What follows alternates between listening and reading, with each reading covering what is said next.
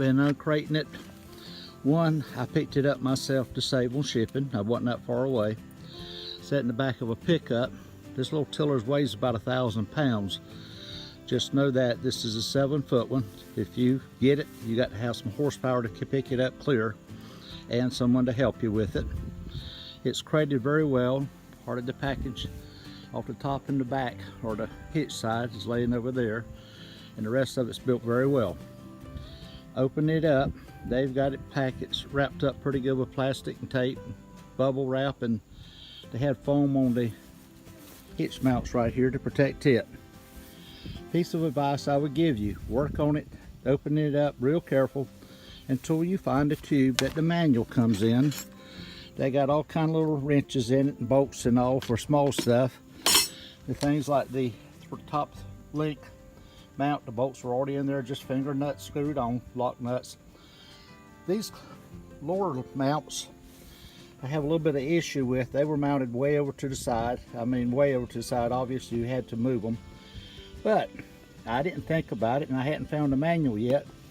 This is the position that it came in. Top pin is the large pin, and the bottom pin is the small pin. Category 1 pin is the bottom pin. Category 2 pin is the top pin. Here is the way it's supposed to be according to the manual. I happened to stumble into the manual at the right time, or I've got to take them off. I had to take them off of mine and flip them. Just realize that.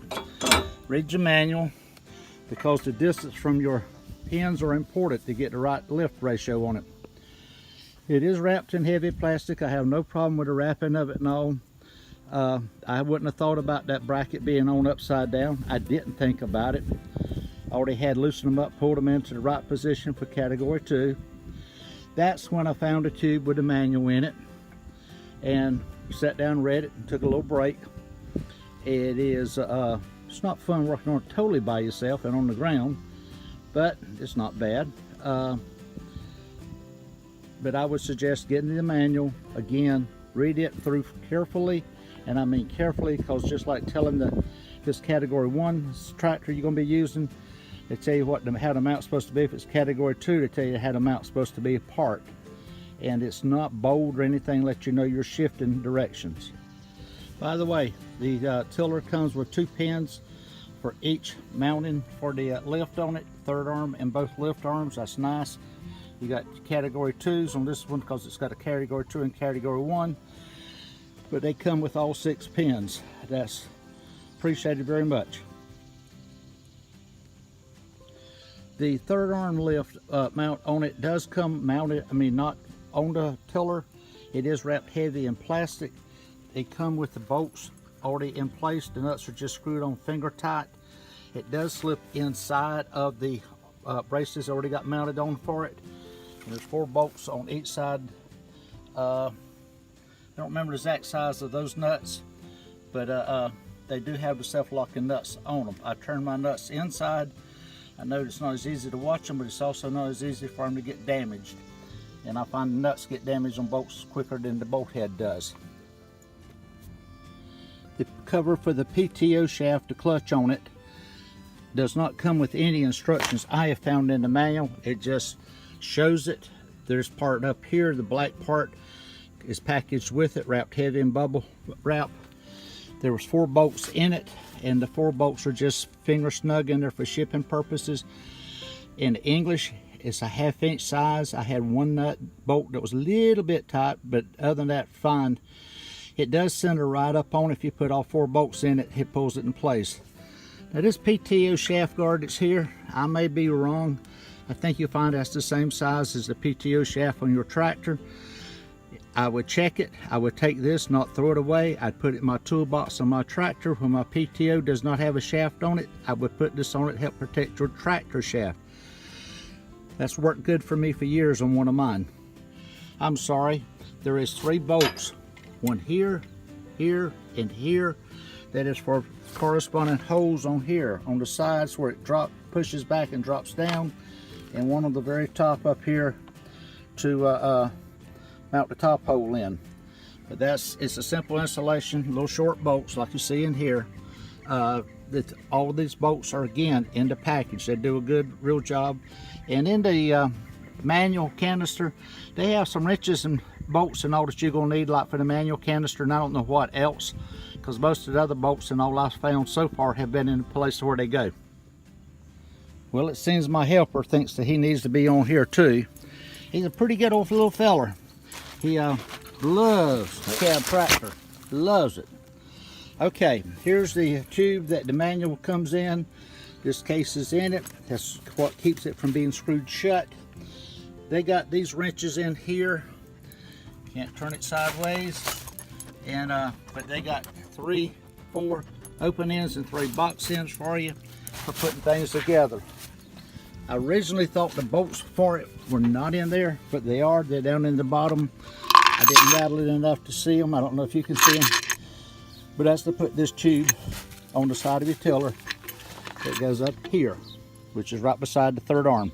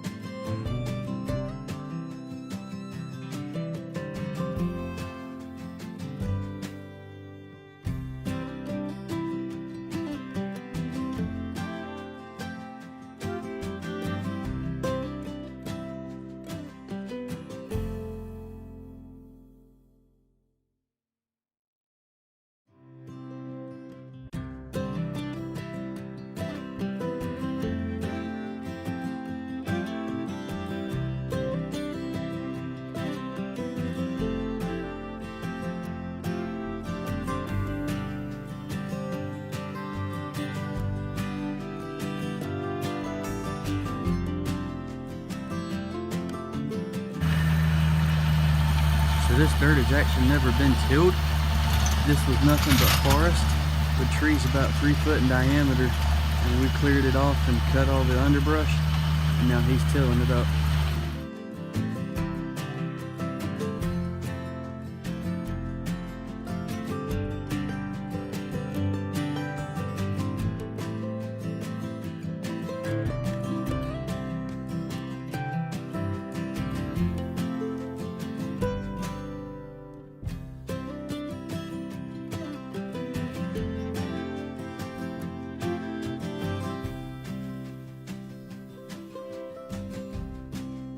Dirt right here again was a virgin dirt, had not ever been tilled that I know of, and I'm 69 in my lifetime.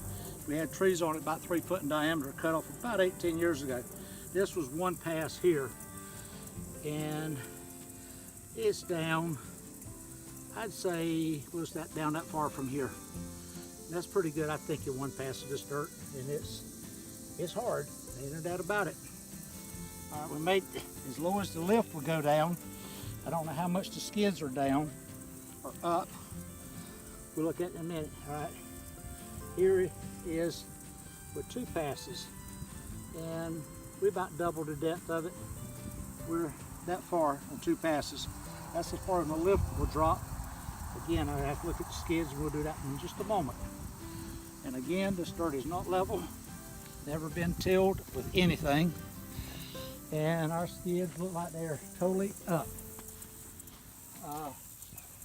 So it may come back in deeper on the 3rd pass when the skid's already up, but that's where we are. It rocks and it rolls because of what's in the dirt. One thing I will tell you, I had to cut the PTO shaft on it. Good little bit. Never had to trim a PTO shaft before, but this is the first one with a clutch that I've run.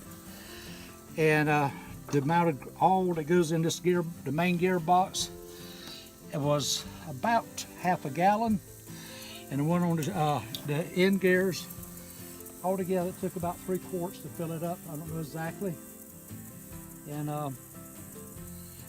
you grab that PTO shaft, that clutch end is heavy. Just know that, don't let it fall apart on you. I like it so far. Would I buy it again right now? Yes, I would. It's heavy, I like that. It doesn't bounce all over creation, even though it's hitting hard spots in the ground. I'm sure there's some probably lighter roots in there. For those of you who are not familiar with lighter, that's pine with heavy sap in it that does not rot. Matter of fact, it's good for starting fires. And I'll give an update as it warrants on it. But I bought this from Steve Carver. Steve, I bought a flail mower, offset mower that is adjustable, turn it up, down, move it in and out. He guided me right on that, and he's guided me right, I believe, on this too.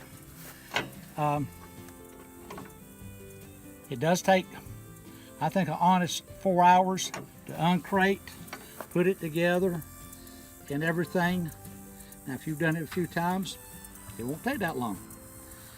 But on part of it, you need a helper, PTO shaft. Oh, the grease fittings on the PTO shaft, never seen anything like this. They are on the end of the cross member, right on the very end. They're not in between it like in here where they usually are. I'm about to give up on it. With the PTO shaft is one who said, I see them. So look on the end of the universal joint instead of in between the ends of the, in between the cross members of the universal joint for it. This is Kenneth Thompson. Thank you.